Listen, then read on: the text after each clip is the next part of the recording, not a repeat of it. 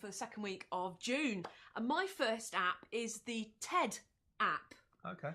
And I haven't talked about TED. It does have an app, but there's still some people that aren't quite sure what TED is. We did TEDx Lace Market. So TED is a non-for-profit develop the ideas worth sharing. I don't have my glasses on. Non-profit devoted to ideas worth spreading. Started out in 1984 as a conference, bringing together people from three worlds: technology, entertainment, and design. So that's what it is. TED is Technology, Education, Design. They have 2 annual conferences, one in the northwest coast of Scotland and one in Edinburgh. I didn't realise that second one was in Edinburgh. And they bring together the world's most fascinating thinkers and doers who are challenged to give a talk of their lives in 18 minutes. So do go and get the TED app and you can watch stuff on your mobiles. Very awesome. My first app this week is another picture app, because I like little picture apps, called kropcircle, kropcircleapp.com. At kropcircle app. Kropcircle is a new way to have fun and style your photos, shoot or choose photos from your library. When you first go into it, all you get is a circle, sort of transparent circle. But if you buy the add-on for 69p, so it's like masks. Yeah, it's alpha masks. Yeah, Oh, so cool. you get like these different masks for different shapes and stuff. You got like pig and blooming pound signs and whatever. But I like the idea of being able to sort of mash that from one to another. And what I really like on Instagram is when there's something you want to really bring out striking. Most of the background on Instagram is white. So it really stands out because you're sort of going through your feed and you've got just this round circle.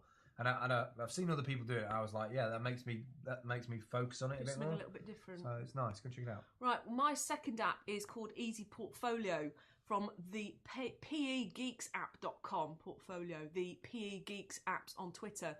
Now, they develop apps for school teachers, sort of attendance records and how they can help their students document their work.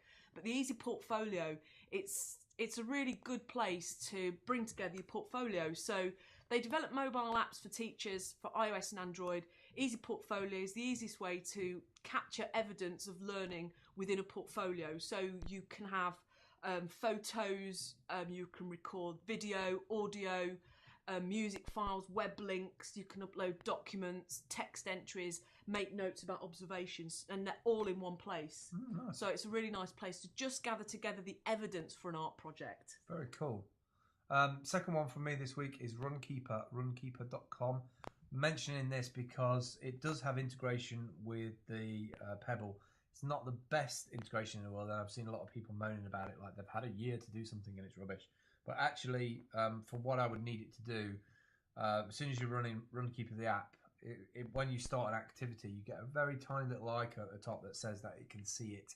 And then after you've started it, after 20 to 30 seconds, all of the metrics of pace and miles and all that sort of stuff gets shown on here. Nice. So it's really nice if you've got this on your arm or if you've got your phone in your pocket. You can quickly look at the pace and sort of see where you're at or how many miles you've done. So it starts to reduce your tech, doesn't it? So you Yeah, don't in have to some have ways. loads of watches up your arm. Yeah, in some ways. You just literally, put the time every And your watch. bands. Nice. My third app is inote. VoyagerApps.wordpress.com, and they're at Voyager Apps on Twitter. Now, iNote lets you synchronize your iPhone notes with Evernote. Oh, okay. And backwards, so it synchronizes both ways. And I really like the native app. To just open it, you get a yellow page, you put a few notes in, and then you close it, and it's easy for me to access, but it wasn't then on anywhere else. And I found this, it is a paid app, I think it's about £2.50, so it's not within my normal freebie list, but it did exactly the job I wanted to do, and that's being able to get all my notes into Evernote and edit them there as well. So I really, really like that. Oh, that's pretty sweet, isn't it? So and they reckon it's the first and only app that syncs notes from the iPad, and it goes backwards and forwards. Okay, so they must be storing it in iCloud or something and get it from there, I don't know. My final app this week is GarageBuy. Twitter at iwascoding. Great Twitter name. GarageBuy Touch for iPhone and iPad. Search eBay efficiently. Don't look at uninteresting listings twice.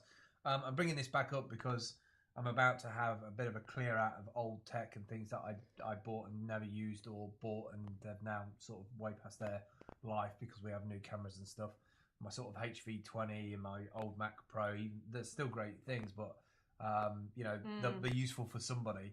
And I'm not keen on eBay really, but it is the place to really sell that sort of stuff secondhand. I have tried a number of apps over the last month that are similar to it, but they just don't have the traction. They just don't have the network reach that eBay does. You know, when people go to look for auctions, whether they go on eBay. Everyone goes to eBay. That's it for this week. Thanks for watching. We'll catch up with you next week. Maybe international because CJ's in Denmark, but we'll see.